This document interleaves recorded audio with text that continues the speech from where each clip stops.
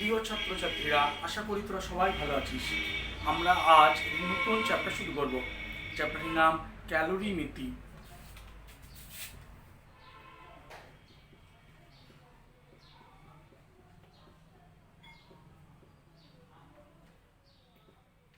এই যে ক্যালোরিমিতির চ্যাপ্টারটা আমরা শুরু করব।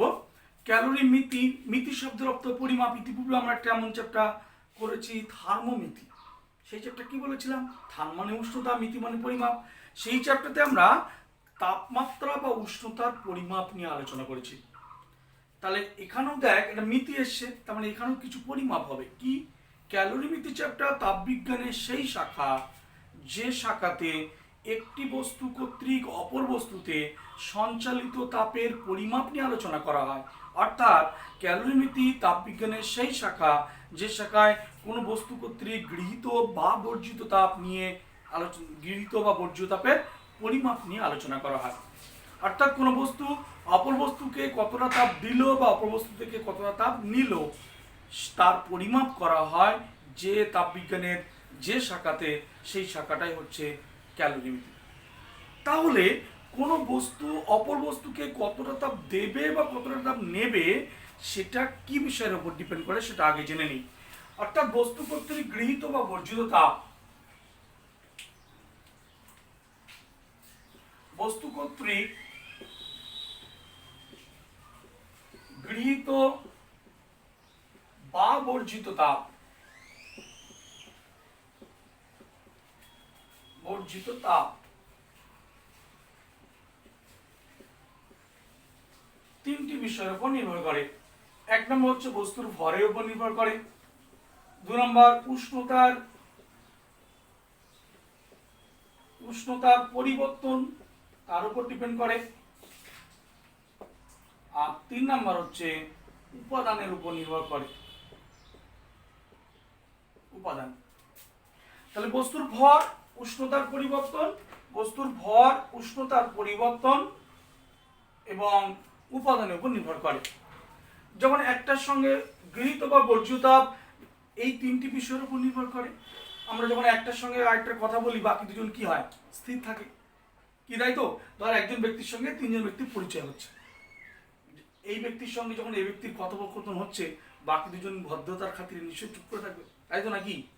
তাহলে আমরা বলতে পারি ভরের সঙ্গে সম্পর্ক যখন বলছি দেখ, তাহলে কি নির্দিষ্ট উপাদানের কোনো বস্তুর নির্দিষ্ট উষ্ণতা পরিবর্তনের জন্য গৃহীত বা বর্জিত তাপ বস্তুটির ভরের সমানুপাতিক। দুই নাম্বার, এটার সঙ্গে যখন সম্পর্ক বলছি তখন এই দুটো স্থির। নির্দিষ্ট উপাদান ও নির্দিষ্ট ভরের কোনো বস্তুর নির্দিষ্ট উপাদান ও নির্দিষ্ট ভরের কোনো বস্তু কর্তৃক গৃহীত বা বর্জিত তাপ বস্তুটির উষ্ণতা পরিবর্তনের সমানুপাতিক। এর সঙ্গে যখন সম্পর্ক নির্দিষ্ট ভরের কোনো বস্তুর নির্দিষ্ট উষ্ণতা পরিবর্তনের জন্য প্রয়োজনীয় তাপ মানে গৃহীত বা বর্জিত তাপ, সেটা বস্তুর উপাদানের উপর নির্ভর করে। এখন আমরা বলতে পারি দেখ, H is proportional to M, যখন এই দুটো স্থির, ঠিক আছে, H is proportional to T for উষ্ণতার পরিবর্তনকে আমি T দিয়ে প্রকাশ করলাম। গৃহীত বা বর্জিত তাপকে বলেছি কি? গৃহীত বা বর্জিত তাপ সেটা হচ্ছে H, ক্যাপিটাল H দিয়ে প্রকাশ করছি, এটা ক্যাপিটাল H। M দিয়ে প্রকাশ করলাম। উষ্ণতার পরিবর্তন সে বৃদ্ধি হতে পারে, হ্রাস হতে পারে, স্মল t দিয়ে প্রকাশ করলাম। আর উপাদান তো সে লোহা, উপাদান মানে কি? সেটা লোহা না তামা বা অ্যালুমিনিয়াম, সেটা কিসের উপাদান বা জল, উপাদানের উপর ডিপেন্ড করছে। এখন H is proportional to M, H is proportional to T, অতএব এখান থেকে বলা যায় কি H is proportional to MT, তাই তো বলা যায় নাকি? H is proportional to M যখন উষ্ণতা পরিবর্তন এবং উপাদান স্থির, H is proportional to T যখন M আর উপাদান স্থির, তাই না? এবার তোরা বলতে পারিস উপাদানটা গেল কোথায়? এই দুটো তো লিখলাম, তার উপাদানটা কোথায়? উপাদানটা তো বলা হয়নি। উপাদানটা কোথায় ঢুকে আছে দেখ, H is proportional to MT, তাহলে এখান থেকে পাচ্ছি দেখ প্রপোর্শনাল তুললে অবশ্যই একটা কনস্ট্যান্ট আসবে। এই যে কনস্ট্যান্টটা এলো তাকে S দিয়ে প্রকাশ করলাম, S MT। এই যে এসটা পেলাম, এই এসটা একটি প্রপোর্শনালিটি কনস্ট্যান্ট, এই এসটা হচ্ছে একটি ধ্রুবক, সমানুপাতি ধ্রুবক, এবং এই এস এর মধ্যেই ওই উপাদানের যে প্রভাব এই এস এর মধ্যে লুকিয়ে আছে। তাহলে তিনটি বিষয়ের উপর নির্ভর করে বললাম, এম তো দেখতেই পাচ্ছিস ভরের উপরে, উষ্ণতা পরিবর্তনের উপর, আর উপাদানের যে ফ্যাক্টরটা, উপাদানের যে নির্ভরশীলতা, সেটা লুকিয়ে আছে কার মধ্যে? এস এর মধ্যে। তাহলে এস একটি সমানুপাতি ধ্রুবক। এই ধ্রুবকটা বিষয়ে আমরা একটু পরে আলোচনায় আসি, এই ধ্রুবকের নির্দিষ্ট নামকরণ বা সেই বিষয়ে একটু পরে আসি। তাহলে আমরা কি জানলাম? ক্যালোরিমিতি তাপবিজ্ঞানের একটি শাখা, যে শাখায় কোনো বস্তু অপর বস্তুতে কোনো বস্তু কর্তৃক অপর বস্তুতে সঞ্চালিত তাপের পরিমাপ নিয়ে আলোচনা করা হয়। তাই কোনো বস্তু অপর বস্তুকে কত তাপ বর্জন করবে বা অপর বস্তু থেকে কত তাপ নেবে, সেই গৃহীত বা বর্জ্য তাপ তিনটি বিষয়ের উপর নির্ভর করে, এবং কিভাবে নির্ভর করে সে বিষয়ে একটু আলোচনা করে আমরা শেষমেশ H = mst এইরকম একটা জায়গায় এসে দাঁড়ালাম। H = mst, যেখানে S হচ্ছে এখানে জাস্ট সমানুপাতি কনস্ট্যান্ট, সমানুপাতি ধ্রুবক, প্রপোর্শনালিটি কনস্ট্যান্ট বলেই ক্ষান্ত হলাম। এই বিষয়ে বিস্তারিত আলোচনা পরে আসছি। তাহলে দেখ, তাহলে বস্তু কর্তৃক গৃহীত বা বর্জ্য তাপের বিষয়ে আমরা জানলাম।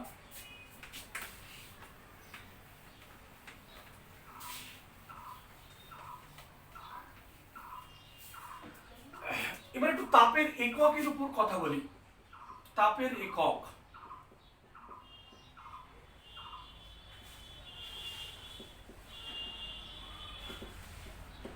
তাপের একক, একক তাপ কাকে বলে?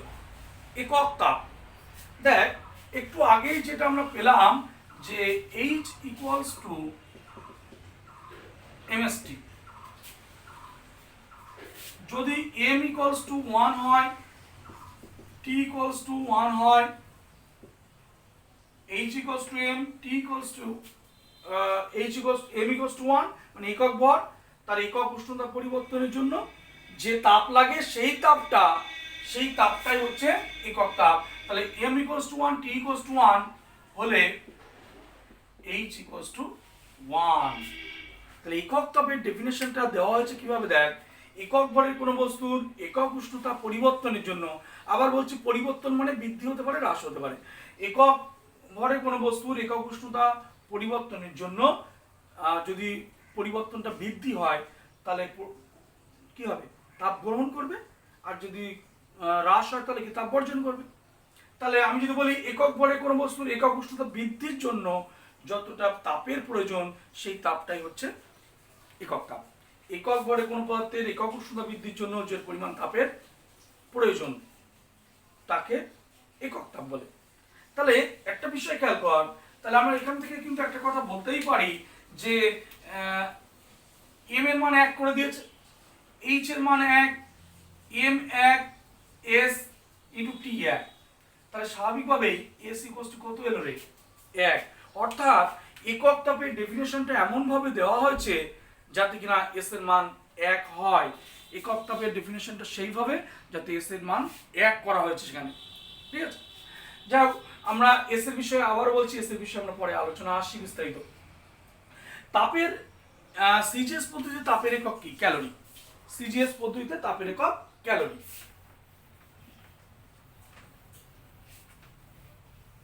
তাহলে এই যে তাপের এককের একক তাপের সংজ্ঞা দিলাম কিভাবে? একক ভরের বস্তুর একক উষ্ণতা বৃদ্ধির জন্য প্রয়োজনীয় তাপকে বলা হয় একক তাপ। তাই যদি হয় তাহলে 1 ক্যালোরির সংজ্ঞা দেবো কিভাবে? 1 ক্যালোরির সংজ্ঞা দেওয়া উচিত এইভাবে, আমরা তো এরকম ভাবেই বললাম, একক ভরের একক উষ্ণতা বৃদ্ধির জন্য প্রয়োজনীয় তাপ, সেটা হচ্ছে একক তাপ। তাহলে 1 ক্যালোরির ডেফিনেশন কিভাবে দেবো? 1 গ্রাম ভরের কোনো বস্তুর 1 ডিগ্রি সেলসিয়াস উষ্ণ বৃদ্ধি করতে যতটা তাপের প্রয়োজন সেটাই হচ্ছে 1 ক্যালোরি। তাহলে ক্যালোরির তাপের এককের মধ্যে আমরা তাপের এককের হিসাবে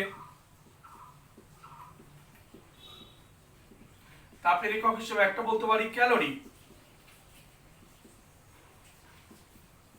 ক্যালোরি ডেফিনেশন কি বললাম? 1 গ্রাম ভরের বস্তুর 1 ডিগ্রি সেলসিয়াস উষ্ণতা বৃদ্ধি করতে প্রয়োজনীয় তাপকে 1 ক্যালোরি বলে। গড় ক্যালোরি, গড় ক্যালোরিটা কি? গড় ক্যালোরি হচ্ছে এক গ্রাম ভরে 1 গ্রাম ভরে, তাহলে ক্যালোরি ডেফিনেশনটা কি বললাম? 1 গ্রাম বিশুদ্ধ জলের উষ্ণতা 1 ডিগ্রি সেলসিয়াস। 1 গ্রাম বিশুদ্ধ জলের উষ্ণতা 1 ডিগ্রি সেলসিয়াস বৃদ্ধি করতে যে পরিমাণ তাপের প্রয়োজন তাকে 1 ক্যালোরি বলে। ক্যালোরির সঙ্গে বললাম 1 গ্রাম বিশুদ্ধ জলের উষ্ণতা 1 ডিগ্রি সেলসিয়াস বৃদ্ধি করতে প্রয়োজনীয় তাপকে 1 ক্যালোরি বলে। আর গড় ক্যালোরি কি? গড় ক্যালোরি হচ্ছে 1 গ্রাম বিশুদ্ধ জলের উষ্ণতা 1 ডিগ্রি থেকে 100 ডিগ্রি বৃদ্ধি করতে যতটা তাপ লাগে তাকে 100 দিয়ে ভাগ করলে যেটা পাওয়া যায় সেটাই গড় ক্যালোরি। প্রশ্ন হলো, গড় ক্যালোরির প্রয়োজন দেখা দিল কেন? গড় ক্যালোরির প্রয়োজন দেখা দিল কেন? দেখ, প্র্যাকটিক্যালি দেখা গেছে যে 1 গ্রাম বিশুদ্ধ জলের উষ্ণতা 0 থেকে 1 ডিগ্রি করতে যতটা তাপ লাগে, 10 থেকে 11 করতে যতটা তাপ লাগে, 57 থেকে 58 করতে যতটা তাপ লাগে, 89 থেকে 90 করতে যতটা তাপ লাগে, এই তাপগুলো সব আলাদা, সামান্য সামান্য ডিফারেন্স হচ্ছে। অর্থাৎ 1 গ্রাম বিশুদ্ধ জলের উষ্ণতা আমি 27 থেকে 28 করলাম আর 58 থেকে 59 করলাম, দুটোই 1 ডিগ্রি বাড়িয়েছি, কিন্তু 27 থেকে 28 করেছি মানে কি 1 গ্রাম বিশুদ্ধ জলের উষ্ণতা আমি 1 ডিগ্রি বৃদ্ধি করেছি। আবার 58 থেকে 59 করেছি যখন, তখনও কিন্তু 1 ডিগ্রি বৃদ্ধি করেছি, অথচ দুটো তাপের পরিমাণ সেম হচ্ছে না। তাহলে ক্যালোরির যে ডেফিনেশন, যে 1 গ্রাম বিশুদ্ধ জলের উষ্ণতা 1 ডিগ্রি সেলসিয়াস বৃদ্ধি করতে প্রয়োজনীয় তাপ তাকে 1 ক্যালোরি বলে, সেই ডেফিনেশনটা একটু যেন নড়বড়ে হয়ে গেল, ঠিকঠাক হলো না। তাই প্রয়োজন এসে পড়লো গড় ক্যালোরি। তাই গড় ক্যালোরি কি বললাম? 1 গ্রাম বিশুদ্ধ জলের উষ্ণতা 0 থেকে 100 ডিগ্রি বৃদ্ধি করতে যতটা তাপ লাগে তাকে 100 দিয়ে ভাগ করলাম, করলে পেলাম গড় ক্যালোরি। এবার এই গড় ক্যালোরির পরেই আমরা একটা নিয়ে আলোচনা করছি, তার নাম হচ্ছে 15 ডিগ্রি সেলসিয়াস ক্যালোরি। সেটা আবার কি জিনিস? এই গড় ক্যালোরি করতে গিয়ে একটা জায়গা, একটা মানে এক্সপেরিমেন্টাল দেখা গেল যে গড় ক্যালোরির যে মানটা এলো সেই মানটা ম্যাচ করে যাচ্ছে, মিলে যাচ্ছে কার সাথে? 1 গ্রাম বিশুদ্ধ জলের উষ্ণতা 14.5 ডিগ্রি সেলসিয়াস থেকে 15.5 ডিগ্রি সেলসিয়াস করতে যে পরিমাণ তাপ লাগে সেই তাপের সঙ্গে এই গড় ক্যালোরির মানটা মোটামুটি মিলে যাচ্ছে। মানে ব্যাপারটা কিরকম? সাপোজ তোরা 30 জন আছিস, এই 30 জনের বয়সের গড় করলাম আমি, বয়সের গড় করলে এলো 16 বছর 5 মাস 6 দিন সাপোজ। আচ্ছা, তোরা এই যে 30 জন, তার মধ্যে গড় করে এলো 16 বছর 5 মাস 6 দিন, এর মধ্যে কারোর একটা বয়স ওই 16 বছর 5 মাস 6 দিন এক্সাক্ট হতে পারে না? পারে তো? গড় মানের সঙ্গে কারোর একটা বয়সের মান মিলে গেল, যেতেই পারে। 11 জন ব্যাটসম্যানের গড় রান 22, তার মধ্যে কোনো একজন ব্যাটসম্যান 22 রান আউট হতেই পারে, অর্থাৎ গড় মান কোনো একটার সঙ্গে মিলে যেতে পারে। ঠিক তেমনটি দেখ, এই যে গড় ক্যালোরির যে মানটা পেলাম সেই মানটা 1 গ্রাম বিশুদ্ধ জলের উষ্ণতা 14.5 ডিগ্রি সেলসিয়াস থেকে 15.5 ডিগ্রি সেলসিয়াস করলে যে পরিমাণ তাপ লাগে সেই মানের সঙ্গে এই গড় ক্যালোরির মানটা মোটামুটি মিলে গেছে। তাই 15 ডিগ্রি সেলসিয়াস ক্যালোরির সংজ্ঞা এইভাবে দেওয়া হচ্ছে: 1 গ্রাম বিশুদ্ধ জলের উষ্ণতা 14.5 ডিগ্রি সেলসিয়াস থেকে 15.5 ডিগ্রি সেলসিয়াস করতে যে পরিমাণ তাপ লাগে তাকেই 15 ডিগ্রি সেলসিয়াস ক্যালোরি বলে। এবং বর্তমানে এই 15 ডিগ্রি সেলসিয়াস ক্যালোরির যে ডেফিনেশনটা বললাম সেটাই ক্যালোরির ডেফিনেশন হিসেবে বলা হয়। অর্থাৎ ক্যালোরি কাকে বলে সেখানে এই ডেফিনেশনটা বর্তমানে চলছে যে 1 গ্রাম বিশুদ্ধ জলের উষ্ণতা 14.5 ডিগ্রি সেলসিয়াস থেকে 15.5 ডিগ্রি সেলসিয়াস করতে যে পরিমাণ তাপ লাগে সেই পরিমাণ তাপকে 1 ক্যালোরি বলে। বুঝা গেল? 15 ডিগ্রি সেলসিয়াস ক্যালোরি যে ডেফিনেশনটা সেটাই ক্যালোরি ডেফিনেশন হিসেবে বর্তমানে বলা হয়। আচ্ছা, এছাড়া কি কিলো ক্যালোরি?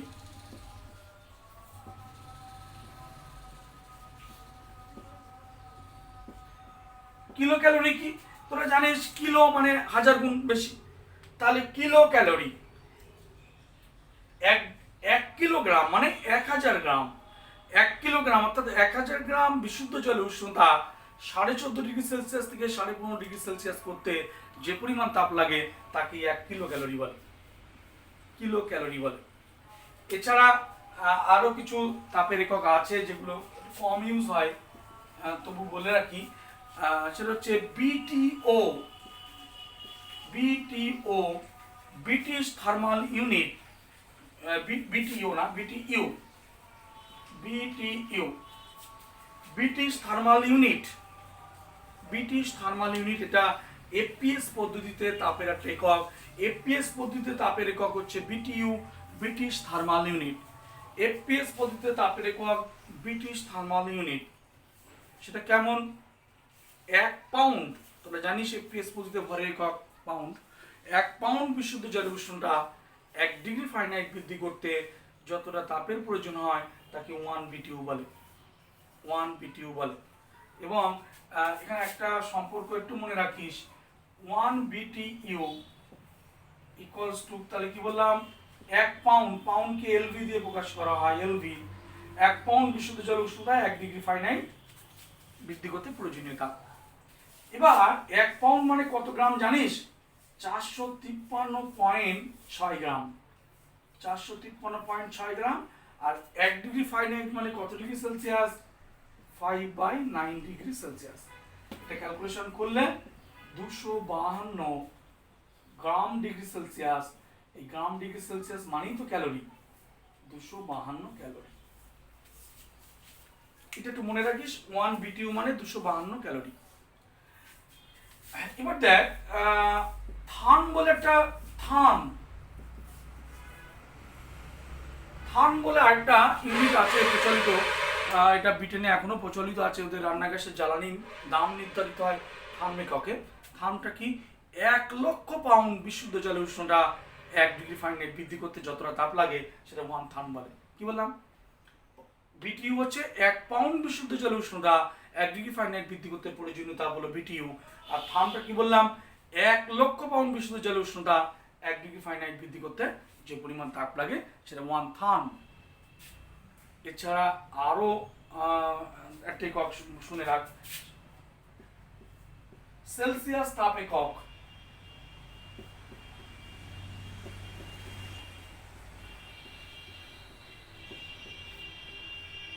সেলসিয়াস তাপ একক। সেলসিয়াস তাপ একক এটা একটু মিক্সচার, হাইব্রিড একক বলা যেতে পারে, কেননা সিজিএস আর এফপিএস এর মিক্সচার, বুঝলি? সেলসিয়াস তাপ একক সেটা বলা হচ্ছে 1 পাউন্ড বিশুদ্ধ জলের উষ্ণতা 1 ডিগ্রি সেলসিয়াস বৃদ্ধি করতে যতটা তাপ লাগে। কেন এটাকে মিক্সচার হাইব্রিড একক বললাম বলতো? সিজিএস থেকে ডিগ্রি সেলসিয়াস নিয়েছি আর এফপিএস থেকে পাউন্ড নিয়েছি।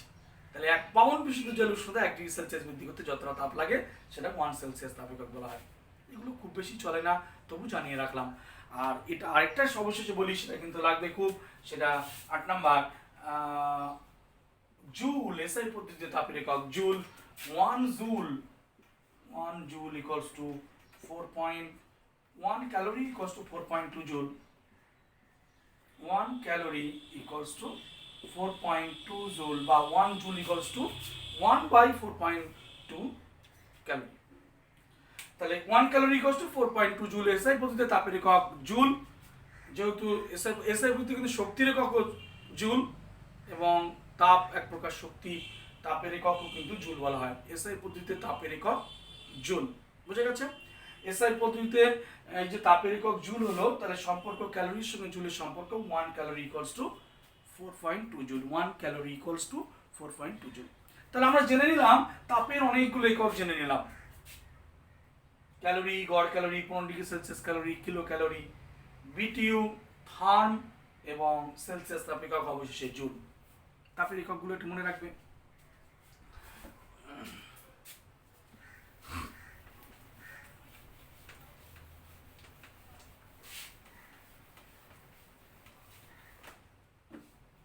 এবার আমরা একটি ভৌত রাশি সম্পর্কে জানবো।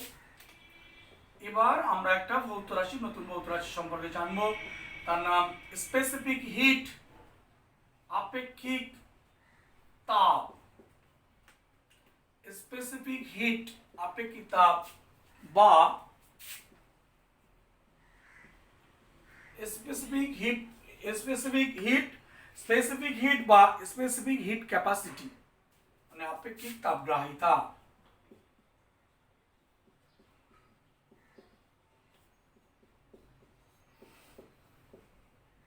তাহলে আপেক্ষিক তাপ, স্পেসিফিক হিট বা স্পেসিফিক হিট ক্যাপাসিটি, আপেক্ষিক তাপ বা আপেক্ষিক তাপগ্রাহিতা, এ সম্পর্কে একটু আলোচনা করি। দেখ, আপেক্ষিক তাপের ডেফিনেশনটা এমন ভাবে দেওয়া হচ্ছে, একক ভরের কোনো পদার্থের একক উষ্ণতা বৃদ্ধির জন্য প্রয়োজনীয় তাপকে ওই পদার্থের আপেক্ষিক তাপ বলে। আবার বলছি, একক ভরের কোনো পদার্থের একক উষ্ণতা বৃদ্ধির জন্য প্রয়োজনীয় তাপকে ওই পদার্থের আপেক্ষিক তাপ বলে। একটু দেখে নিই, যদি এম ভরের বস্তুর এম ভরটা এম যদি হয়, তাহলে আমরা এখানে বলছি দেখ একক এম ভরের বস্তুর টি উষ্ণতা বৃদ্ধির জন্য প্রয়োজনীয় তাপ কি? H equals to mst। আমরা সেটা আজকে প্রথমেই আলোচনায় দেখেছি, H equals to mst, তাই না? এবার আপেক্ষিক তাপের ডেফিনেশন বলছে যে একক ভর মানে m equals to 1, একক ভরের একক উষ্ণতা বৃদ্ধির জন্য t equals to 1 প্রয়োজনীয় তাপকে কি বলে? আপেক্ষিক তাপ বলে। তার মানে কি হবে, যদি এই ইকুয়েশনে m এর জায়গায় তুই 1 বসাস, t এর জায়গায় 1 বসাস, তাহলে কি হলো রে? H equals to s। তাহলে একটা বিষয় দেখ, একক ভরের বস্তুর একক উষ্ণতা বৃদ্ধির জন্য প্রয়োজনীয় তাপকে ওই পদার্থের আপেক্ষিক তাপ বলে। দেখ, একক ভরের কোন পদার্থের একক উষ্ণতা বৃদ্ধির জন্য প্রয়োজনীয় তাপকে ওই পদার্থের আপেক্ষিক তাপ বলে। তাহলে বাই ডেফিনেশন আমরা বলতে পারি এই যে এসটা, ইতিপূর্বে যে এসটাকে বলেছিলাম জাস্ট একটি প্রপোর্শনালিটি কনস্ট্যান্ট, যেটা কিনা বস্তুর উপাদানের উপর নির্ভর করে, সেই প্রপোর্শনালিটি কনস্ট্যান্টটার নাম কি? স্পেসিফিক হিট বা আপেক্ষিক তাপ। বোঝা গেছে কি বলেছি? তাহলে যে প্রপোর্শনালিটি কনস্ট্যান্ট আমরা পেয়েছিলাম সেটা আসলেই আপেক্ষিক তাপ তার নাম, এবং সেটা বস্তুর উপাদানের উপর নির্ভর করে।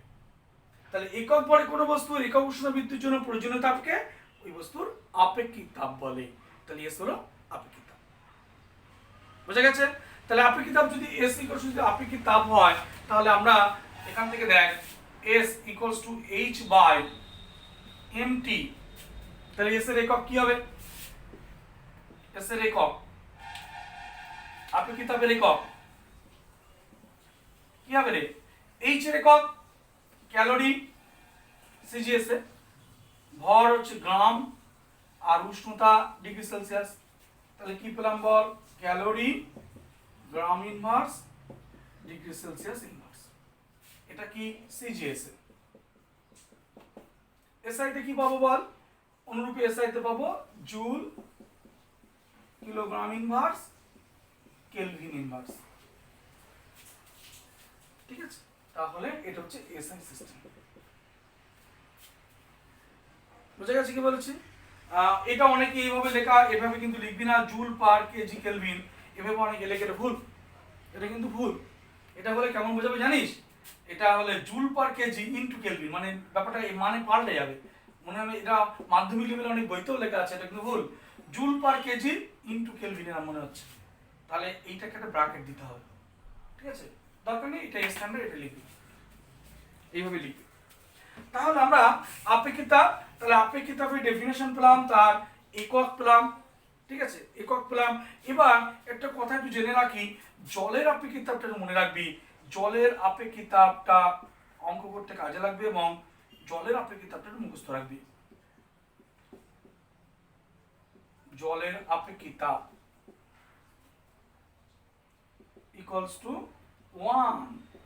1 calorie gram inverse degree Celsius inverse. এটা হচ্ছে সিজিএস এ। আর এসআই তে কি? এসআই তে 4186 joule kilogram inverse kelvin inverse. বুঝলি? 4186 joule kilogram inverse kelvin inverse. এটা মনে রাখবি। এটা কি মানে এটা কিন্তু আমরা যে মানটা অনেক সময় অ্যাপ্রক্সিমেট 4200 বলা হয়, বুঝলি? যদি খুব সূক্ষ্ম গণনা প্রয়োজন না হয়, তাহলে 4186টা 4200 বলা হয়। জলের আপেক্ষিক তাপটা মনে রাখবি। ঠিক আছে? তাহলে আমরা আপেক্ষিক তাপ সম্পর্কে জানলাম। আপেক্ষিক তাপ সম্পর্কে জানলাম। অনেক সময় যদি বলে যে তোর তামার আপেক্ষিক তাপ 0.09 বলতে কি বোঝো? তাহলে তামার আপেক্ষিক তাপ 0.09 বলতে কি বোঝায়? 1 গ্রাম বিশুদ্ধ তামার একক উষ্ণতা বৃদ্ধি, মানে 1 ডিগ্রি সেলসিয়াস উষ্ণতা বৃদ্ধির জন্য, 1 গ্রাম বিশুদ্ধ তামার 1 ডিগ্রি সেলসিয়াস উষ্ণতা বৃদ্ধির জন্য 0.09 ক্যালোরি তাপের প্রয়োজন। বুঝলি? যদি আমি এসআই তে বলি কি বলবো, 1 কিলোগ্রাম বিশুদ্ধ তামার 1 কেলভিন উষ্ণতা বৃদ্ধির জন্য 0.09 জুল তাপের প্রয়োজন। বুঝা গেছে? তাহলে আমরা আপেক্ষিক তাপ সম্পর্কে জানলাম। এবং আপেক্ষিক তাপ সম্পর্কে জানার পর আমরা কিন্তু একটা স্টেটমেন্ট বলতে পারি যে কোনো বস্তু কর্তৃক গৃহীত বা বর্জিত তাপ ইকুয়ালস টু বস্তুর ভর ইন্টু বস্তুর আপেক্ষিক তাপ, উপাদানের আপেক্ষিক তাপ ইন্টু উষ্ণতার বৃদ্ধি বা হ্রাস। আবার বলছি, বস্তু কর্তৃক গৃহীত বা বর্জিত তাপ ইকুয়ালস টু বস্তুর ভর ইন্টু বস্তুর উপাদানের আপেক্ষিক তাপ ইন্টু উষ্ণতার পরিবর্তন। ঠিক আছে? তাহলে আমরা স্পেসিফিক হিট সম্পর্কে জানলাম। এবার আরেকটি ভৌত রাশি সম্পর্কে জানি, তাপগ্রাহিতা। তাপগ্রাহিতা বা তাপ ধারকত্ব। তাপ ধারকত্ব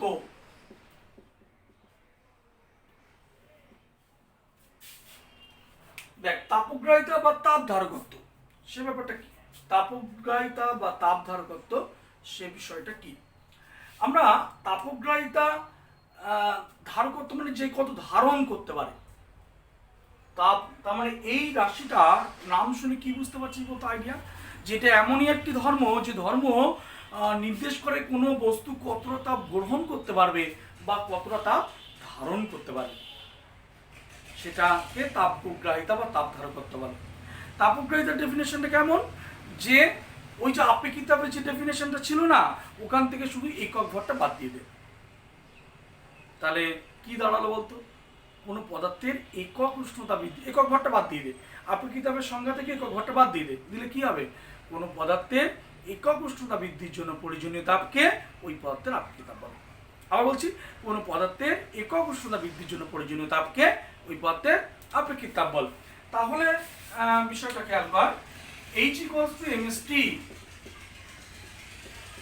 তাহলে তাপগ্রাহিতার ডেফিনেশন বলছে কোনো পদার্থের একক উষ্ণতা বৃদ্ধির জন্য প্রয়োজনীয় তাপ, তার মানে T equals to 1 একক উষ্ণতা বৃদ্ধির জন্য প্রয়োজনীয় তাপ। তাহলে T equals to 1 হলে কি লেখা যায় রে, H equals to ms। এবং বাই ডেফিনেশন সংজ্ঞা অনুযায়ী কোনো পদার্থের একক উষ্ণতা বৃদ্ধির জন্য প্রয়োজনীয় তাপকে ওই পদার্থের আপেক্ষিক তাপ বলে।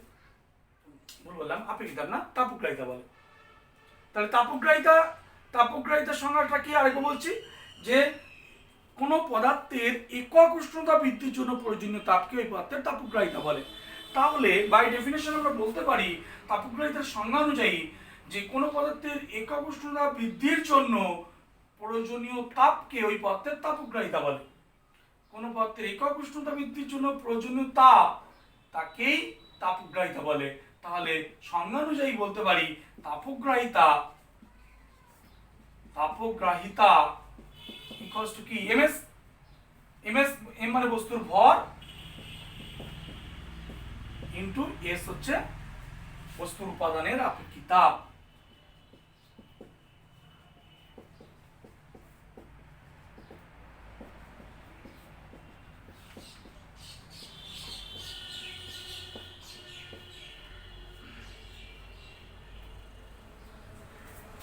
তার মানে তাপগ্রাহিতা ইকুয়ালস টু ms, বুঝা গেছে?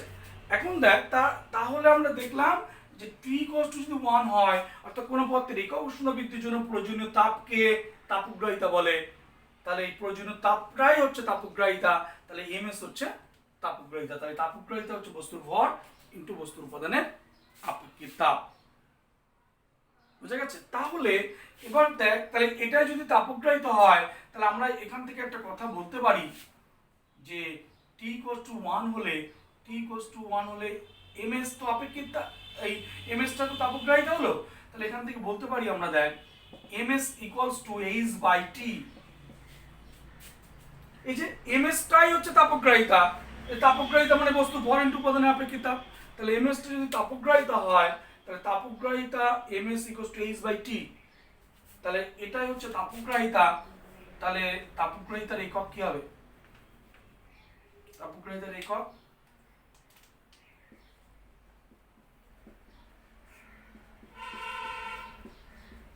তাপগ্রাহিতার একক কি হবে বল? এইচ এর একক বাই টি এর একক। এইচ এর একক কি? Calorie per degree Celsius. এটা সিজিএস এ, এসআই তে কি হবে? Joule per kelvin. হলো? তাহলে আমরা তাপগ্রাহিতার একক পেয়ে গেলাম। এবং এখান থেকে আরো একটা কথা দেখ, এই লাইন থেকে আমি একটা কথা বলে রাখি একটু। তাপগ্রাহিতা মানে বস্তুর ভর ইনটু উপাদানের আপেক্ষিক তাপ। তাহলে আমি তো বলতে পারি যে কোনো বস্তুর উপাদানের আপেক্ষিক তাপ, বস্তুর আপেক্ষিক তাপ, আপেক্ষিক তাপ ইকুয়ালস টু কি বলা যায় বলতো? আপেক্ষিক তাপ ইকুয়ালস টু তাপগ্রাহিতা বাই বস্তুর ভর। তাহলে তাপগ্রাহিতা বাই ভর। এখান থেকে তাপগ্রাহিতার বিকল্প সংজ্ঞা দেওয়া যায়। এখান থেকে আপেক্ষিক তাপের আমরা বিকল্প সংজ্ঞা দিতে পারি। এখান থেকে বস্তুর আপেক্ষিক তাপের বিকল্প সংজ্ঞা দেওয়া যায় কিভাবে? বস্তুর আপেক্ষিক তাপ ইকুয়ালস টু তাপগ্রাহিতা বাই বস্তুর ভর। তাহলে বস্তুর ভর যদি এক হয়, একক ভরের বস্তুর তাপগ্রাহিতাকে বস্তুটির আপেক্ষিক তাপ বলে। বুঝতে পারলি না? তাপগ্রাহিতা মানে বস্তুর ভর ইনটু উপাদানের আপেক্ষিক তাপ। তাহলে বস্তুর উপাদানের আপেক্ষিক তাপ মানে কি? তাপগ্রাহিতা বাই বস্তুর ভর। তাহলে বস্তুর ভর যদি এক হয়, তাহলে যেটাই তাপগ্রাহিতা সেটাই আপেক্ষিক তাপ। তাহলে আমরা বলতে পারি একক ভরের বস্তুর তাপগ্রাহিতাকে বস্তুর আপেক্ষিক তাপ বলে। একক ভরের বস্তুর তাপগ্রাহিতাকে, এই যে ভর যদি এক হয়ে যায়, তাহলে একক ভরের বস্তু তাপগ্রাহিতাকে বস্তুটির আপেক্ষিক তাপ বলে। তাহলে আমরা কি জানলাম? এই যে তাপগ্রাহিতা সম্পর্কে কি জানলাম? তাপগ্রাহিতা বা তাপ ধারকত্ব একটি নতুন ধর্ম সম্পর্কে জানলাম, যেটি কিনা তাপগ্রাহিতা যেটা নির্দেশ করে কোনো বস্তু কতটা তাপ গ্রহণ করবে, বা তাপ ধারকত্ব মানে কোনো বস্তু কতটা তাপ ধারণ করবে, সেটা এই প্রপার্টি দ্বারা নির্দেশিত হয়। সংজ্ঞা বলছে কি? একক উষ্ণতা বৃদ্ধির জন্য কোনো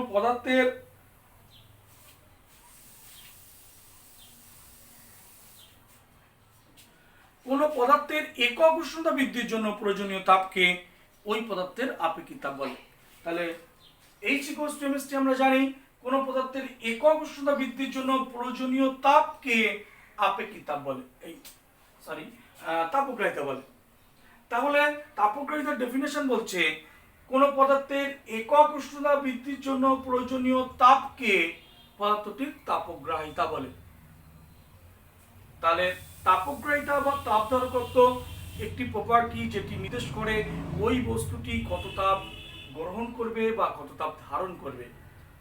তাপগ্রাহিতার ডেফিনেশন, কোন পদার্থের একক উষ্ণতা বৃদ্ধির জন্য প্রয়োজনীয় তাপকে বলা হয় তাপগ্রাহিতা। H ইকুয়ালস টু mst আমরা জানি, তাহলে কোন পদার্থের একক উষ্ণতা বৃদ্ধির জন্য প্রয়োজনীয় তাপকে বলা হয় তাপগ্রাহিতা। তাহলে তাপগ্রাহিতা ইকুয়ালস টু ms, তাপগ্রাহিতা ইকুয়ালস টু বস্তুর ভর m ইনটু s হচ্ছে আপেক্ষিক তাপ। এবার তাহলে ms যদি তাপগ্রাহিতা হয়, তাহলে এই লাইন থেকে আমরা বলতে পারি ms মানে কি h/t। তাহলে এই তাপগ্রাহিতার একক কি দাঁড়ালো? h এর একক বাই t এর একক মানে calorie per degree Celsius, CGS এ, এসআই তে জুল পার কেলভিন। এই লাইন থেকে আমরা একটা কথা বললাম যে বস্তুর উপাদানের আপেক্ষিক তাপ ইকুয়ালস টু কি? তাপগ্রাহিতা বাই বস্তুর ভর। তাই বস্তুর ভর যদি এক হয়, তাহলে তাপগ্রাহিতা যা বস্তুর উপাদানের আপেক্ষিক তাপের সাংখ্যমান কি একই। অর্থাৎ একক ভরের কোন বস্তুর তাপগ্রাহিতাকে বস্তুটির আপেক্ষিক তাপ বলে। এটা আপেক্ষিক তাপের বিকল্প সংজ্ঞা। আমরা তাপগ্রাহিতা সম্পর্কে জানলাম।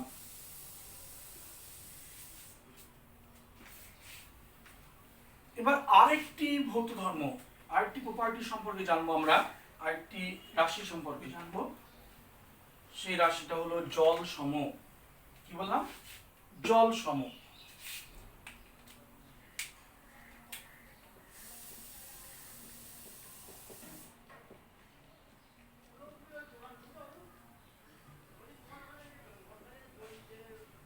আচ্ছা বল আমাকে, জল সম নামটা শুনে কি মনে হচ্ছে তোর? জল সম অর্থাৎ কতটা জলের সমতুল্য, জল সম। ডেফিনেশনটা একটু বুঝবি ভালো করে। মনে কর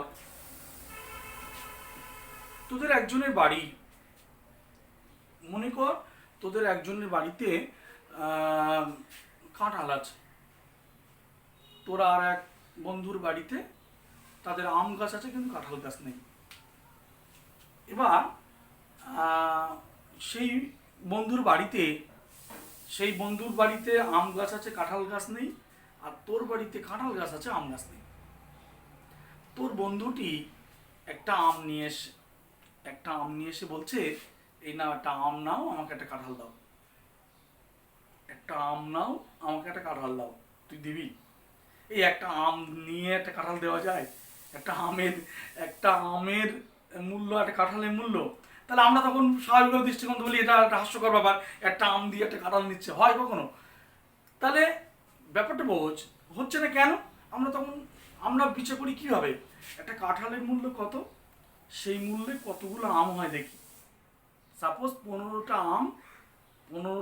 আমের যা দাম, সাপোজ একটা বড় কাঁঠাল তার দাম তাই। তাহলে ওই যে 15 যে পেলাম, ওই 15টা কি বলতো? 15 হচ্ছে, যদি আমরা বলি 15 যে সংখ্যাটা পেলাম, 15টি আম, তাহলে একটি কাঁঠাল ইকুইভ্যালেন্ট 15টি আম। তাহলে আমি বলতে পারি এই 15 নাম্বারটা এমনই একটা নাম্বার যেটা কিনা, ধর এই দিকটা ছিল আম আর এই দিকটা হচ্ছে কাঁঠাল, একটি কাঁঠাল 15টি আমের সমতুল্য। তাহলে আমি যদি বলি এখানে এই সংখ্যাটা ধর এক্স, তাহলে এক্স হচ্ছে এমনই একটি নাম্বার বা এমন একটি গুণক, যে গুণক দিয়ে আমকে গুণ করলে সমতুল্য পরিমাণ কাঁঠাল পাওয়া যায়। তাহলে 15 এক্ষেত্রে সেই নিউমেরিক্যাল ফিগার যে 15 দিয়ে আমকে যদি গুণ করা যায় সমতুল্য পরিমাণ কাঁঠাল পাওয়া যায়। তাহলে আমরা বলতে পারি না যে 15 হচ্ছে এমনই সংখ্যা, এক্স হচ্ছে সেই সংখ্যা যেটা এক্স হলো আমের কাঁঠাল সম। আম, কিছু পরিমাণ আম কতটা কাঁঠালের সমতুল্য সেটা নির্দেশ করতে গেলে এই এক্স যে গুণকের প্রয়োজন হচ্ছে, এক্স হচ্ছে সেই একটা গুণক যেটা দিয়ে কিছু পরিমাণ আমকে গুণ করলে সমতুল্য পরিমাণ কাঁঠাল পাওয়া যায়। তাহলে এইটাকে বলা যায়, এই সংখ্যাটাকে বলা যায় আমের কাঁঠাল সম। ঠিক তেমনটি জল সম ডেফিনেশনটা বলি, কিছু পরিমাণ পদার্থ কতটা জলের সমতুল্য, কিছু পরিমাণ পদার্থ কতটা জলের সমতুল্য সেটা জল সম রাশি দ্বারা নির্দেশ করবে। বুঝা গেছে? কিছু পরিমাণ পদার্থ কতটা জলের সমতুল্য সেটা কিভাবে নির্দেশ করব। ধর এই পদার্থটা কতটা জলের সমান। আচ্ছা, ওখানে কাঁঠাল আর আমের সমতুল্য করতে গিয়ে আমরা একটি বিষয়ের মানদণ্ডে করেছি, সেটা কি বলতো? মূল্য। তাহলে এবার মানে আমের বাজার মূল্য কত, কাঁঠালের বাজার মূল্য কত, সেই বিষয়ে করেছি। যদি বলি এই পেনটি কতটা জলের সমতুল্য, এখানে কিন্তু মূল্যের হিসেবে নয় যে এই পেনটার দাম 20 টাকা, 20 টাকায় কতটা জল হয়, সেই হিসেবে কিন্তু না। এখানে কিসের মানদণ্ডে করতে হবে জানিস? এই পদার্থটা কতটা জলের সমতুল্য, কতটা জলের সম, সেটা করতে গেলে তাপবিজ্ঞানে এই জলসম রাশিটা যখন আমরা করব তখন এইটা কতটা জলের সমতুল্য সেটা বার করতে গেলে কিসের মানদণ্ডে করব? এই বস্তুটার উষ্ণতা 1 ডিগ্রি বৃদ্ধি করব। কথাটা বললাম, এই বস্তুর উষ্ণতা 1 ডিগ্রি বৃদ্ধি করব। করতে গেলে কিছু তাপ লাগবে তো নাকি? সেই পরিমাণ তাপ দিয়ে, সাপোজ এই পেনটির উষ্ণতা আমি 1 ডিগ্রি বৃদ্ধি করলাম, করতে যে পরিমাণ তাপ লাগবে সেই পরিমাণ তাপের সাহায্যে কতটা জলের উষ্ণতা 1 ডিগ্রি বাড়ানো যায় দেখতে হবে। বুঝতে পারলে না? এই পেনটির উষ্ণতা, এই বস্তুটির উষ্ণতা 1 ডিগ্রি বৃদ্ধি করব, করতে গিয়ে কতটা তাপ লাগছে দেখতে হবে।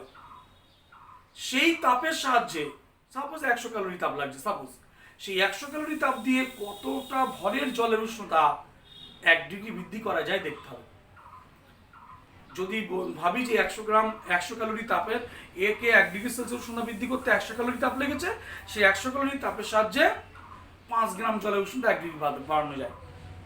তাহলে এই বস্তুটা 5 গ্রাম জলের সমান, সমতুল্য। তাহলে এর জল সম কত? 5 গ্রাম। কেন? এর 1 ডিগ্রি বৃদ্ধি করতে যত তাপ লেগেছে সেই তাপের সাহায্যে 5 গ্রাম জলের উষ্ণতা 1 ডিগ্রি বাড়ানো যায়। তাহলে এ 5 গ্রাম জলের সমতুল্য, তাই এই জল সম 5। বোঝা গেছে কি বলেছি?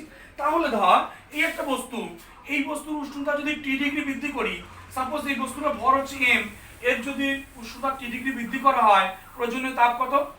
এই বস্তুর উষ্ণতা টি ডিগ্রি বৃদ্ধি করতে প্রয়োজনীয় তাপ mst, টি ডিগ্রি বৃদ্ধি করেছে। এবার দেখাচ্ছে এখানে জল নিলাম একটা পাত্রে, সেই জলের ভর সাপোজ w, জলের ভর w। তাহলে এই w ভরের জলের উষ্ণতা 8 ডিগ্রি বৃদ্ধি করতে কতটা তাপ লাগবে? তার h ড্যাশ কতটা তাপ লাগবে? h dash equals to m এর জায়গায় w, এই জলের ভর w ইনটু s, s মানে জলের আপেক্ষিক তাপ sw। বস্তুর আপেক্ষিক তাপটাকে, এই বস্তুর আপেক্ষিক তাপকে আমি s দিয়ে প্রকাশ করেছি, আর জলের আপেক্ষিক তাপকে sw লিখেছি ইনটু t। আমি সংজ্ঞায় বলেছিলাম 1 ডিগ্রি, এর উষ্ণতা 1 ডিগ্রি বৃদ্ধি করতে যত তাপ লাগবে সেই তাপের সাহায্যে যতটা ভরের জল উষ্ণতা 1 ডিগ্রি বৃদ্ধি করা হবে। যদি 1 ডিগ্রি বা একক উষ্ণতা বৃদ্ধি না বলে তুই এরকমভাবে বলতে পারিস, কোনো পদার্থের বা কোনো বস্তুর উষ্ণতা, কোনো পদার্থ বা কোনো বস্তুর নির্দিষ্ট উষ্ণতা বৃদ্ধি করতে যতটা তাপের প্রয়োজন সেই পরিমাণ তাপের সাহায্যে যতটা ভরের জলের উষ্ণতা ওই একই পরিমাণ বাড়ানো যাবে। তার মানে কোনো পদার্থের নির্দিষ্ট পরিমাণ উষ্ণতা বৃদ্ধির জন্য, ভালো করে দেখ, কোনো পদার্থের নির্দিষ্ট পরিমাণ উষ্ণতা বৃদ্ধির জন্য যে পরিমাণ তাপের প্রয়োজন সেই পরিমাণ তাপের সাহায্যে যত ভরের জলের উষ্ণতা ওই একই পরিমাণ বাড়ানো যাবে। মানে এই বস্তু যদি টি ডিগ্রি উষ্ণতা বৃদ্ধি করি, সেই তাপের সাহায্যে যতটা ভরের জলের উষ্ণতা ওই একই পরিমাণ মানে টি ডিগ্রি বৃদ্ধি করা যাবে। তাহলে সেই ভরের জলকে বলা হবে জল সম। তাহলে ব্যাপারটা কি আরেকবার বলি, এই বস্তুটা টি উষ্ণতা বৃদ্ধি করতে যতটা তাপ লেগেছে সেই পরিমাণ তাপের সাহায্যে ডব্লিউ ভরের জল উষ্ণতা সেম পরিমাণ বৃদ্ধি করা গেছে। তাহলে এই ডব্লিউ হচ্ছে এই বস্তুটা জল সম। একটু কেমন, তাই অনেকটা উদাহরণ দিয়ে অনেকক্ষণ ধরে বললাম, আশা করি বুঝতে পেরেছিস।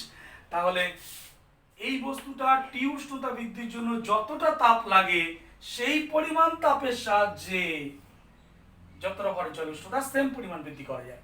তাহলে সেই পরিমাণ উষ্ণতার সাহায্যে, তার মানে কি, অর্থাৎ এইচ আর এইচ ড্যাশ দুটো কি, দুটো সমান।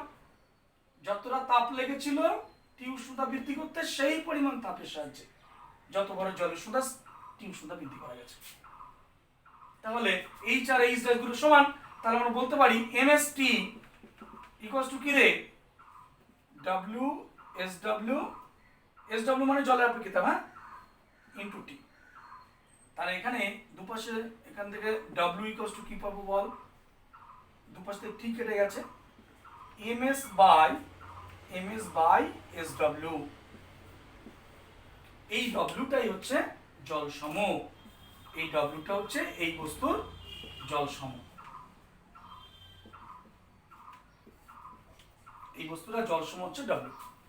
তাহলে শেষমেশে এই আলোচনার মাধ্যমে আমি উদ্ধার করলাম একটা জায়গা, যে জল সম equals to MS by SW, অর্থাৎ বস্তুর জল সম, কোনো বস্তু কতটা জলের সমতুল্য। এক কথায় এই মানেগুলো বুঝবি, নামের মধ্যেই কিন্তু মূল বিষয় লুকিয়ে থাকে।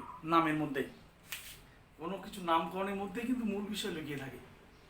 একটা সিনেমার নামের মধ্যেও কিন্তু সেই সিনেমার ভাববস্তু লুকিয়ে থাকে। সিনেমা যদি সিপাহী বিদ্রোহ হয়, স্বাভাবিকভাবেই বুঝে যায় যে সেই সিনেমার মধ্যে যুদ্ধ বিগ্রহ হবে, যুদ্ধ বিগ্রহ, ঘোড়া নিয়ে, তলোয়ার নিয়ে লড়াই হবে। আর যদি সিনেমার নাম তুমি আমার আমি তোমার, তার মানে বুঝতেই পারছিস কি হবে। তো বিষয় হচ্ছে নামের মধ্যেই কিন্তু ভাববস্তু লুকিয়ে থাকে। তাহলে আমরা তার নামগুলোকে সেভাবে ব্যাখ্যা করছি, তাপগ্রাহিতা বা তাপ ধারকত্ব, জল সম।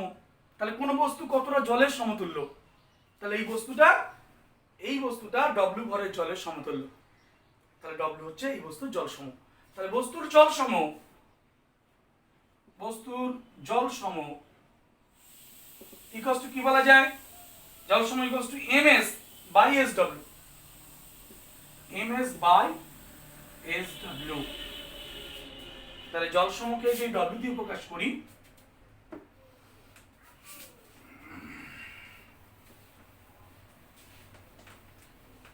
তাহলে জল সময় ইকুয়ালস টু বস্তুর ভর ইনটু আপেক্ষিক তাপ বাই বস্তুর ভর ইনটু বস্তুর আপেক্ষিক তাপ বাই জলের আপেক্ষিক তাপ, বস্তুর ভর ইনটু বস্তুর আপেক্ষিক তাপ বাই জলের আপেক্ষিক তাপ। তাহলে দেখ W equals to ms by SW। S হলো বস্তুর আপেক্ষিক তাপ আর SW হচ্ছে জলের আপেক্ষিক তাপ। এবার দেখ সেখান থেকে একটা কথা আমি বলতে পারি, সিজিএস পদ্ধতিতে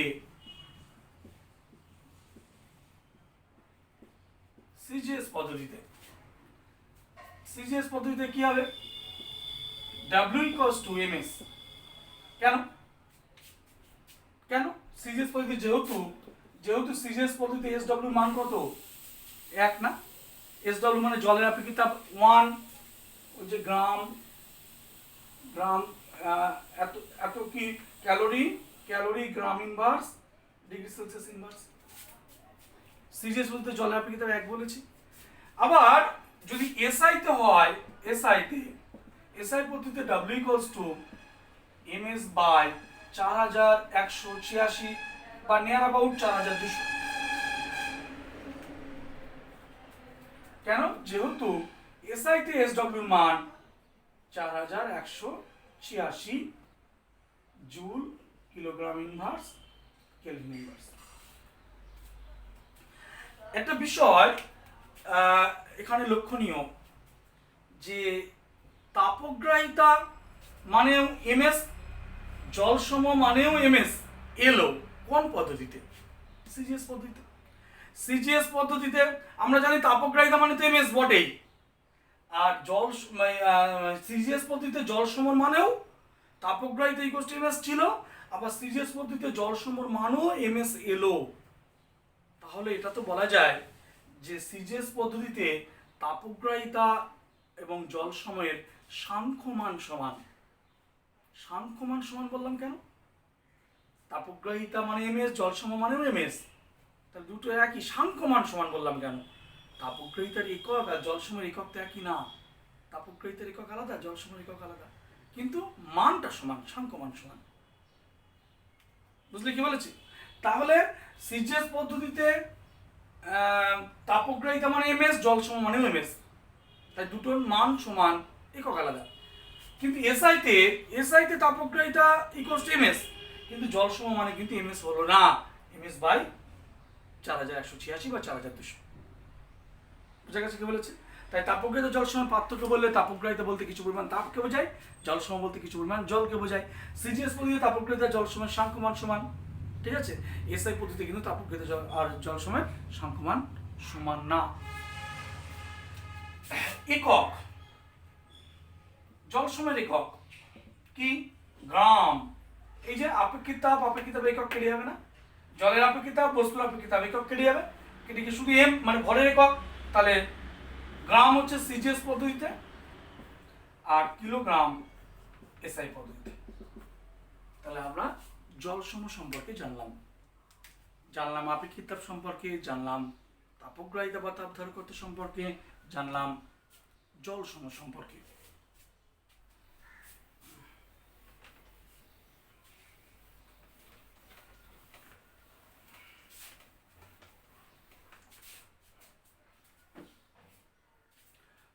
দেখ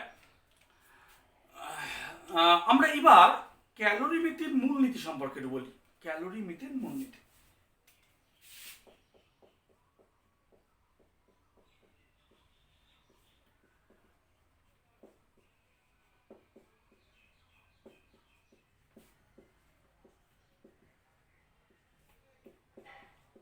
ক্যালোরিমিতির মূলনীতি ব্যাপারটা কি? তোরা জানিস তাপ মাপা যায়, আমি আবারও বলছি, থার্মোমিটার চ্যাপ্টারের মধ্যে পড়েছিলাম তাপ মাপা যায় বা তাপ মাপা যায় না। তাপ মাপা যায় কোন তাপ? যে তাপ বস্তু গ্রহণ বা বর্জন করে। কিন্তু তাপ মাপা যায় না কোন তাপ? যে বস্তুর মধ্যে কত তাপ আছে সেটা মাপা যায় না। এখন তাপ মাপা যায় কোন যন্ত্রের সাহায্যে? ক্যালোরিমিটার যন্ত্রের সাহায্যে। সেই ক্যালোরিমিটার যন্ত্রে যে তাপ মাপা হয় সেখানে একটি মূলনীতি ফলো করা হয়। সেই মূলনীতিটা কি? মূলনীতিটা হলো তাপ মাপা হয় কোন যন্ত্রের সাহায্যে বললাম? ক্যালোরিমিটার যন্ত্রের সাহায্যে। সেই ক্যালোরিমিটার একটা পাত্র বিশেষ, তার মধ্যে একটি তরল থাকে যাকে বলা হয় ক্যালোরিমিথিক তরল, ক্যালোরিমিথিক তরল, এবং সেই ক্যালোরিমিটার যন্ত্রে যে সাহায্যে তাপ মাপা হয় সেখানে মূল নীতি ফলো করা হয়। সেই মূলনীতিটা কি কি সেটা আমরা জানবো। সাপোজ এই মধ্যে একটা বস্তুকে ফেলে দেওয়া হয়েছে, এই বস্তুকে ফেলে দেওয়া হয়েছে, বুঝলি? এবার এই বস্তু তাপ বর্জন করবে, এই বস্তু তাপ বর্জন করবে, এই বস্তু উষ্ণতা সাপোজ বেশি, আর এই জল মনে কর ক্যালোরিমিটার মিটার যে পাত্রে সেখানে জল আছে, এই পাত্র আছে। তা এখন বিষয় হচ্ছে ক্যালোরিমিটার মূলনীতি বলছে দুটি ভিন্ন উষ্ণতার বস্তু যদি পরস্পর সংস্পর্শে আসে, উষ্ণতর বস্তুটি তাপ বর্জন করবে আর শীতলতর বস্তুটি সেই তাপ গ্রহণ করবে। আবার বলছি, দুটি ভিন্ন উষ্ণতার বস্তু যদি পরস্পরের সংস্পর্শে আসে তাহলে উষ্ণ বস্তু তাপ বর্জন করবে, শীতল বস্তু সেই তাপ গ্রহণ করবে। এই তাপের আদান প্রদান ততক্ষণ চলবে যতক্ষণ উভয়ের উষ্ণতা সমান না হয়। উভয়ের উষ্ণতা সমান হয়ে গেলে সেই অবস্থাকে বলা হয় তাপীয় সাম্যাবস্থা। এখন এই অবস্থায় যদি পারিপার্শ্বিকের সঙ্গে কোনো তাপের আদান প্রদান না হয়, পারিপার্শ্বিকের সঙ্গে যদি কোনো তাপের আদান প্রদান না হয়, তার মানে এ দিচ্ছে মনে কর আর এ নিচ্ছে, এ দিল আর এ নিল, বাইরের থেকে কোনো ইন্টারফেয়ার হয়নি। পারিপার্শ্বিকের সঙ্গে কোনো যদি তাপের আদান প্রদান না হয় বা এদের মধ্যে যদি কোনোরূপ বিক্রিয়া, কোনো তাপ উৎপাদক বা তাপ শোষক ভৌত বা রাসায়নিক পরিবর্তন হলো না, তাহলে বলা যাবে যে উষ্ণ বস্তু কর্তৃক বর্জিত তাপ, উষ্ণ বস্তু কর্তৃক বর্জিত তাপ ইকুয়ালস টু শীতল বস্তু কর্তৃক গৃহীত তাপ। তাহলে উষ্ণ বস্তু কর্তৃক বর্জিত তাপ ইকুয়ালস টু শীতল বস্তু কর্তৃক গৃহীত তাপ। এটাই ক্যালোরিমিটার মূলনীতি। শর্ত কি? পারিপার্শ্বিকের সঙ্গে কোনো তাপ প্রদান হবে না, অর্থাৎ মনে করো এই বস্তুটা তাপ দিচ্ছে, এই বস্তু নিচ্ছে, এদের দেওয়া নেওয়ার মাঝখানে বাইরের থেকে কোনো তাপ আসবে না, বাইরের তাপ বাইরেও যাবে না, পরিবেশের সঙ্গে কোনো পারিপার্শ্বিকের সঙ্গে কোনো তাপের আদান প্রদান হবে না। আর একটা শর্ত কি, এদের মধ্যে কোনো রকম তাপ উৎপাদক বা তাপ শোষক ভৌত বা রাসায়নিক পরিবর্তন হবে না। তাহলে টোটাল ব্যাপারটা একটু গুছিয়ে বলা যাক। দুটি ভিন্ন উষ্ণতার বস্তু যদি পরস্পরের সংস্পর্শে আসে, উষ্ণ বস্তুটি তাপ বর্জন করে, শীতল বস্তুটি সেই তাপ গ্রহণ করে। এই তাপের আদান প্রদান ততক্ষণ চলে যখন উভয়ের উষ্ণতা সমান না হয়। উভয়ের উষ্ণতা সমান হলে তাকে বলা হয় তাপীয় সাম্যাবস্থা। এখন যদি এই মতো অবস্থায় যদি বলা যায় পারিপার্শ্বিকের সঙ্গে তাপের আদান প্রদান হয়নি, এবং 2 নম্বর শর্ত, এই বস্তুসমূহের মধ্যে কোনো ভৌত বা পরিবর্তন, তাপ উৎপাদক বা তাপ শোষক ভৌত বা রাসায়নিক পরিবর্তন হয়নি, তাহলে উষ্ণ বস্তু কর্তৃক বর্জিত তাপ ইকুয়ালস টু শীতল বস্তু কর্তৃক গৃহীত তাপ। এটাই ক্যালোরিমিটার মূলনীতি। ক্যালোরিমিটার যে যন্ত্র, ওর বললাম আমরা যে তরলটা থাকে তাকে ক্যালোরিমিটিক তরল বলে। সেই ক্যালোরিমিটিক তরল হিসেবে যদি জল নেওয়া হয়, সাধারণত জল নেওয়া হয় কারণ জল অনেক সহজলভ্য, তাই জল নেওয়া হয়। তবে জলের কিছু অসুবিধা আছে। অসুবিধা বলতে জলের আপেক্ষিকতা কিন্তু অনেক বেশি। জলের আপেক্ষিকতা অনেক বেশি হওয়ার জন্য কোনো বস্তুকে ফেললে জলের আপেক্ষিকতা যেহেতু বেশি, তাই জলের উষ্ণতা খুব বেশি বাড়ে না, আর খুব যদি না বাড়ে সেই উষ্ণতা নির্ণয় করতে সমস্যা হয়। অর্থাৎ থার্মোমিটার দিয়ে তো জ্বর মাপছি, এই মাপ থেকে দেখাচ্ছে যে জিনিস নিয়েছি আমি থার্মোমিটারের মধ্যে তার প্রসারণ খুব বেশি হচ্ছে না, ফলে ওই জ্বরটা কিন্তু বুঝতে বেশ সমস্যা হয়। যদি অল্প জ্বর হয় তাহলে অল্প উঠবে, সে বোঝা যাচ্ছে না। ঠিক তেমনটি উষ্ণতার যদি পরিবর্তন বেশি না হয় তাহলে কিন্তু নির্ণয় করতে সমস্যা হয়। তাই জলের আপেক্ষিকতা যেহেতু অনেক বেশি, তাই বস্তুর কিন্তু উষ্ণতার এই যে বস্তুটাকে ফেলে দেওয়ার পর যখন জলের আপেক্ষিকতা যেহেতু অনেক বেশি, তাই তাপমাত্রার বৃদ্ধিটা কিন্তু বেশ কম হয়। এটা একটা সমস্যা।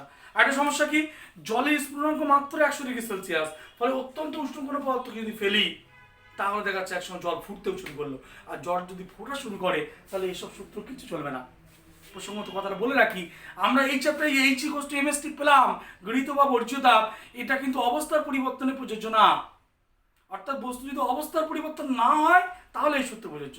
আমি তাপ দিলাম, লোহা গলতে শুরু করেছে, তাপে লোহা গলে যাচ্ছে, তখন কিন্তু H=mst সূত্র আর প্রযোজ্য হবে না। এই সূত্র ততক্ষণই প্রযোজ্য যতক্ষণ না বস্তুর অবস্থার পরিবর্তন হচ্ছে না। যদি বস্তুর অবস্থা পরিবর্তন হতে থাকে, মানে কঠিন তরলে রূপান্তরিত হচ্ছে, তরল গ্যাসে রূপান্তরিত হচ্ছে, সেই সময় কিন্তু এই সূত্র চলবে না। তাহলে এটা জলের এই যে অসুবিধা দুটো বললাম, একটা হচ্ছে স্ফুটনাঙ্ক কম, আপেক্ষিকতাপ বেশি, তা সত্ত্বেও জল ব্যবহার করা বেশি, কারণ জল সহজলভ্য, জল সহজলভ্য, ফিরি ফিরি পাওয়া যায়, ঠিক আছে, সহজলভ্য।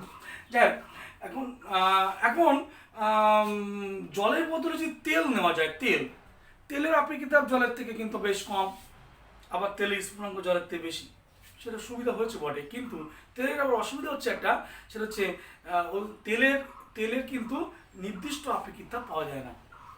তোর বাড়ি সরিষার তেল, আমার বাড়ি সরিষার তেল, দেখা যাচ্ছে দুটোই সরিষার তেল, কিন্তু আপেক্ষিকতাপ আলাদা, নির্দিষ্ট আপেক্ষিকতাপ সাধারণত হয় না বলেই এটা সমস্যা। সব দিক বিচার বিবেচনা করে শেষমেশ অ্যানিলিনকে শ্রেষ্ঠ ক্যালোরিমিতিক তরলের স্বীকৃতি দেওয়া হয়েছে। কি বললাম? সব দিক বিচার বিবেচনা করে অ্যানিলিনকে শ্রেষ্ঠ ক্যালোরিমিতিক তরলের স্বীকৃতি দেওয়া হয়েছে। বর্তমানে অ্যানিলিনকে শ্রেষ্ঠ ক্যালোরিমিতিক তরলের স্বীকৃতি দেওয়া হয়েছে, যার আপেক্ষিকতাপ 0.62, জলের 1 আর 0.62 প্রায় অর্ধেক। আবার স্ফুটনাঙ্ক অ্যানিলিনের জলের প্রায় double, 183 point something, 183.9 degree Celsius, 183.9 degree Celsius, তার মানে জলের থেকে প্রায় দ্বিগুণ। ফলে জলের যে দুটো অসুবিধা ছিল সেই দুটো কিন্তু ওভারকাম করা গেল। তাহলে আমরা একটু ক্যালোরিমিটার পাত্র সম্পর্কে জানছিলাম, এবং সেখানে ক্যালোরিমিটার মূলনীতি সম্পর্কে জানলাম। ক্যালোরিমিটার যন্ত্রের সাহায্যে তাপ পরিমাপ করা হয়, সেখানে ক্যালোরিমিতিক তরল হিসেবে জল বা তেলের সুবিধা অসুবিধা কি, এবং শেষে জানলাম শ্রেষ্ঠ ক্যালোরিমিতিক তরল হচ্ছে কি, অ্যানিলিন। এবং ক্যালোরিমিতির মূলনীতিটা কিন্তু বুঝলাম যে উষ্ণ বস্তু কর্তৃক বর্জ্য তাপ এবং শীতল বস্তু কর্তৃক গৃহীত তাপের সমান হয়। এখন এই যে জলের যে আপেক্ষিকতাপ, উচ্চ আপেক্ষিকতাপ, তার ফল কি? জলের এই আপেক্ষিকতাপ, এত উচ্চ আপেক্ষিকতাপের ফলাফল কি? অর্থাৎ জলের আপেক্ষিকতাপ যে এত বেশি, সেটার কিন্তু জলের উচ্চ আপেক্ষিকতাপের একটা ফলাফল বলতে গেলে, আমরা যদি সমুদ্রবায়ু বা স্থলবায়ুর কথা বলি, তার আগে একটা কথা বলি, যে সেঁক দেওয়ার বদলে গরম জল ব্যবহার করা হয়, তো জানি গরম জল দিয়ে সেঁক দেওয়া হয় কেন? একটা কথা মাথায় রাখবি, যার আপেক্ষিকতাপ যত বেশি, সে গরম হতে যেমন বেশি সময় লাগে, ঠান্ডা হতেও বেশি সময় লাগবে। কি বললাম? যার আপেক্ষিকতাপ যত বেশি, সে গরম হতে যেমন বেশি সময় লাগবে, ঠান্ডা হতেও বেশি সময় লাগবে। গরম হতে গিয়ে যেমন বেশি তাপ নেবে, ঠান্ডা হতে গেলে বেশি তাপ ছাড়বে। এটা খুব স্বাভাবিক ব্যাপার। এখন তাই জলের ক্ষেত্রে জলের আপেক্ষিকতাপ যেহেতু অনেক বেশি, তাই জলের ক্ষেত্রে কি হয়, গরম হতে বেশি তাপ নেয়, আবার ঠান্ডা হতেও বেশি তাপ ছাড়ে। তাই সেক দেওয়ার বোতলে গরম জল ব্যবহার করা হয়। আপেক্ষিকতাপ যার, আবারও বলছি কথাটা, আপেক্ষিকতাপ যার যত বেশি, সে যেমন গরম হতে বেশি সময় লাগে, ঠান্ডা হতেও বেশি সময় লাগে। এর খুব একটা বাস্তব দৃষ্টান্ত যদি বলা যায়, সোশ্যাল ফিজিক্সের একটা কথা শুনবি। তার আগে একটা ফিজিক্সের উদাহরণ দিয়ে, একটা ফিজিক্সের উদাহরণ হচ্ছে, দেখবি তোরা টিনের চালের বাড়ি, টিনের চাল বাড়ি, দিনের বেলার রৌদ্রে খুব তাড়াতাড়ি গরম হয়ে যায়, আবার রাত্রে খুব তাড়াতাড়ি ঠান্ডা হয়ে যায়। টিনের চালে রাত্রে যেমন, দিনের বেলা যেমন তাড়াতাড়ি গরম হয়, রাত্রে কিন্তু তাড়াতাড়ি ঠান্ডা হয়। ছাদের বাড়ি দিনের বেলা গরম হতে বেশি সময় লাগে, রাত্রে আবার ঠান্ডা হতে বেশি সময় লাগে। এখন বিষয় হচ্ছে দেখ, সমুদ্রবায়ু এবং স্থলবায়ু, যদি তোকে সমুদ্রবায়ু স্থলবায়ু সম্পর্কে বলা হয়, সমুদ্রবায়ু স্থলবায়ুর উপরেও কিন্তু জলের উচ্চ আপেক্ষিকতাপের ফল আছে। কেন দেখবি? এরা মনে কর এই যে সমুদ্র,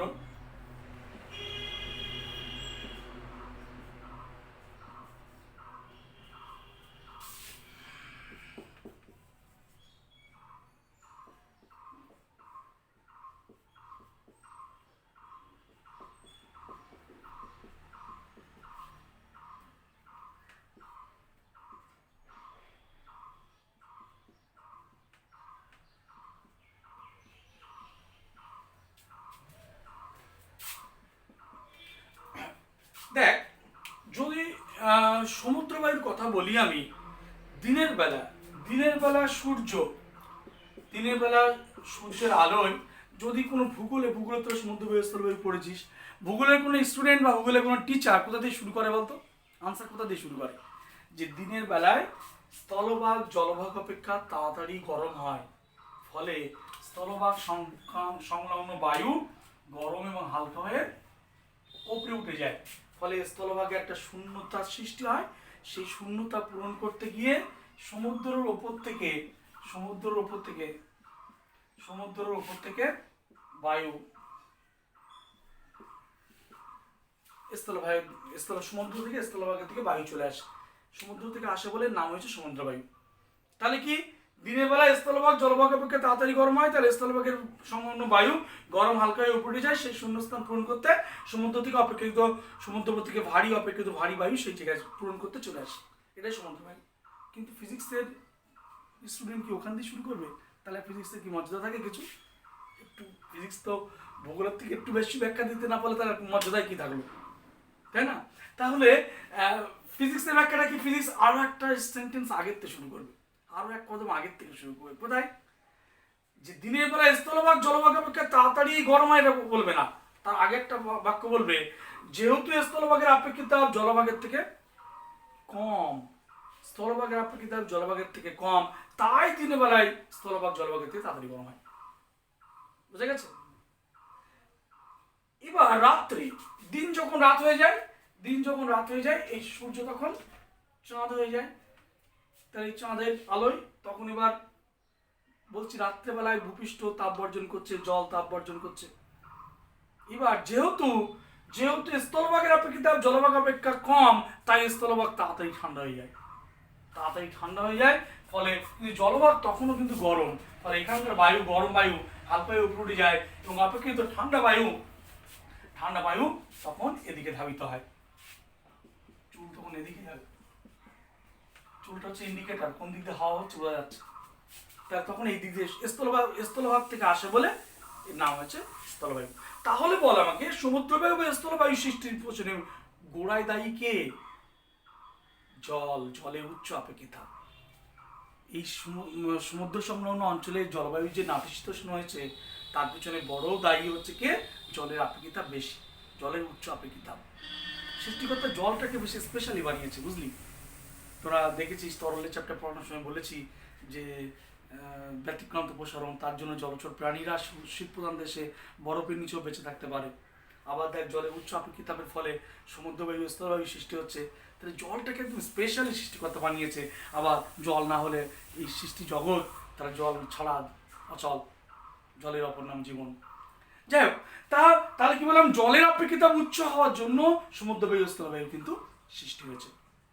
যে কথা মাঝে বলতে গিয়ে সরে এলাম, যে সোশ্যাল ফিজিক্সের কথা শোন, যে যেটা বলছিলাম যে জলের যার আপেক্ষিক তাপ বেশি সে যেমন গরম হতে বেশি সময় লাগে, তেমনই কি বললাম ঠান্ডা হতেও বেশি সময় লাগে।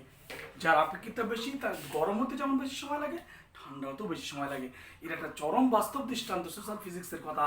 সেটা কি বলতো, যে যত তাড়াতাড়ি রেগে যায় সে তত তাড়াতাড়ি ঠান্ডা হয়ে যায়, আর যে সহজে রাগে না যে ব্যক্তি, সেই ব্যক্তি একবার রেগে গেলে সহজে তার রাগ পড়েও না।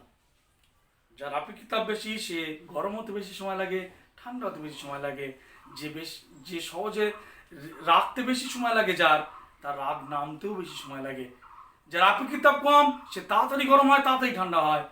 যে তাড়াতাড়ি রেগে যায় সে তাড়াতাড়ি তার রাগ নেমে যায়। দেখবি বাস্তবে যে দেখবি হুটহাট করে রেগে যায়, পরে দেখবি ফিরে আবদার করছে।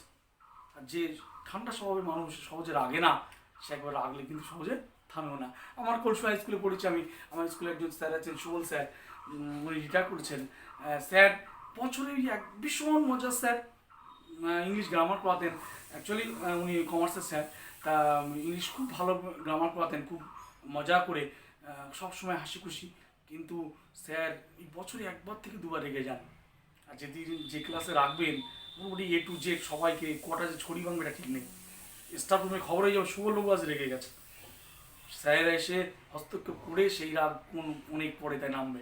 তার মানে যিনি সহজে রাগেন না তার রাগ সহজে পড়েও না, আর যে সহজে রেগে যায় সহজেই রাগ নেমে যায়। কিরে ঠিক না? ঠিক তো? জলের আপেক্ষিক তাপ যে এই যে আপেক্ষিক তাপ দেখ, আরও একটা কথা জাস্ট নিজস্ব চিন্তা ভাবনা দেখ, বলা যায় মনে কর